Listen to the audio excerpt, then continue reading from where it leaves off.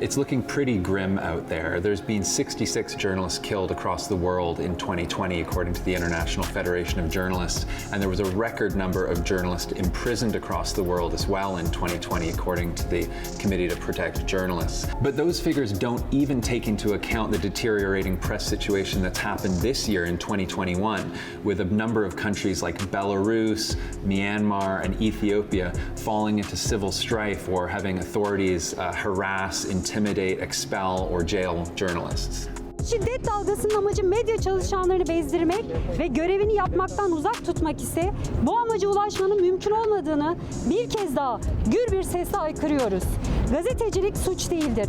Bizler gazetecilik yapmaya devam edeceğiz. Gazetecilere şiddet uygulanmasını kanıksamayacağız, asla kabul etmeyeceğiz. And below those gruesome headlines, there's also been a number of less visible hurdles to journalists trying to do their work. In some cases, authorities have weaponized the visa process, using it to harass journalists or monitor their work as they try and go about reporting. It's complicated. Some do and some don't.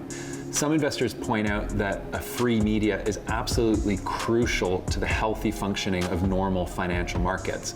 But other people point out that there's no direct, consistent correlation between oppressing or suppressing media and having certain investor outcomes. Some people point out that you can invest in a country like China, which has little to no press freedom, and still make money, while other people point out that you can actually increase or sustain the positive narrative of an investment story by suppressing bad information. But others point out that these destinations would just inevitably be better places to invest and better places for businesses if you had a freer, independent media.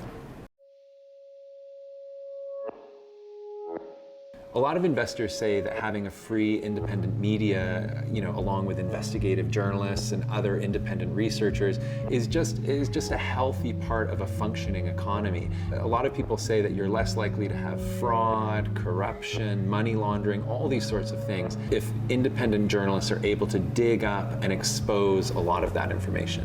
Here in Hong Kong, we're in a situation where we're both a global financial center, but China is increasing its grip on the city with a national security law that has led to a lot of worries and open questions about whether press freedoms here are being eroded.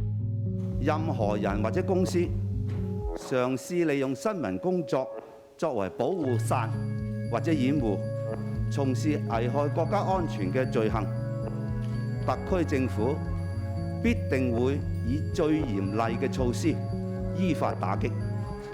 In the last few weeks, we've seen authorities use a national security law to shutter a newspaper and effectively block assets and bank accounts that eventually forced a media company out of business. And that's raised a lot of questions about what sort of city Hong Kong is going to be in the future.